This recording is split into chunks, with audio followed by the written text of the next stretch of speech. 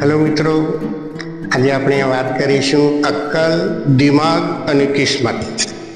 આમાંથી કયું પરિબળ હોય તો માણસ પ્રગતિ કરી શકે? અક્કલ, દિમાગ કે પછી એની કિસ્મત? તો આ તો એક માન્યતા છે. તમારો અભિપ્રાય, તમારી માન્યતા તમે મને કમેન્ટમાં જણાવશો.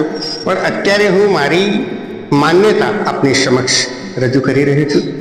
મિત્રો, મારું એવું માનવું છે કે અક્કલ ગમે તેટલી હોય, દિમાગ ગમે તેટલો હોય, પણ જો કિસ્મત ન હોય તો માણસ પ્રગતિ નથી કરી શકતો. આ મારું માનવું છે. પછી તમારું જે માનવું હોય. હવે હું તમને એક દાખલો આપીને મારી વાતને સમજાવવાની કોશિશ કરીશ કે એક વેપારી ઊંટ ઉપર એના 20 કટ્ટા ચોખા વેપારીને ત્યાં માર્કેટમાં ભરાવા જાય. ઊંટ ઉપર.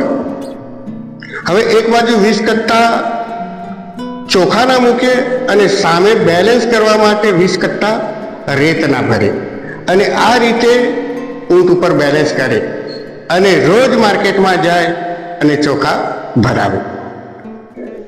હવે એક દિવસ આ વેપારી ચોખા લઈને આવે છે અને એક અક્કલવાળો, દિમાગવાળો માણસ રસ્તામાં ઊભો હોય છે અને એને ઊંટ ઊભો રાખવાનું કહે છે કે મને ત્યાં સુધી લિફ્ટ આપશો?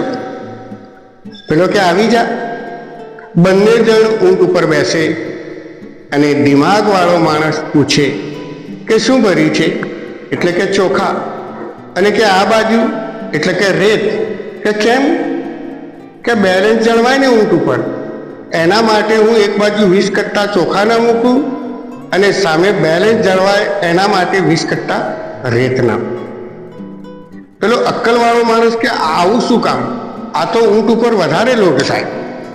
એના કરતાં તમે 10-10 કટ્ટા બે બાજુ ભરો એટલે ઊંટ ઉપર બેલેન્સ સરસ મજાનું થાય. પેલા વેપારીને અક્કલવાળા માણસની વાત પસંદ આવી. રેત ફેંકી દીધી અને 10-10 કટ્ટા બે બાજુ મૂક્યા.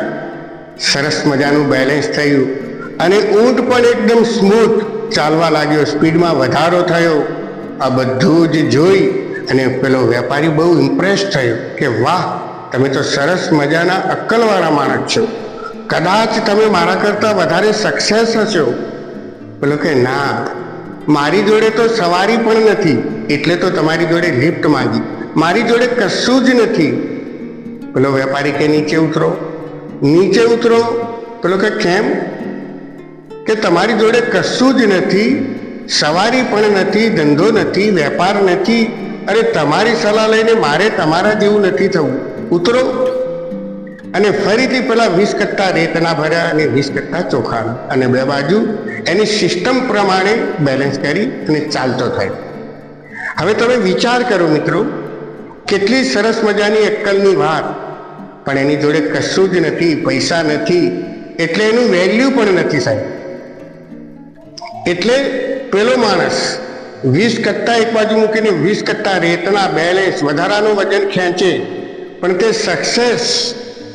અને આ અક્કલવાળો માણસ પણ અનસક્સેસ. એટલે કહેવાનો મતલબ એટલો જ છે મિત્રો કે જ્યાં સુધી કિસ્મત સાથ ન આપે ત્યાં સુધી અક્કલથી કશું થતું નથી. That's all.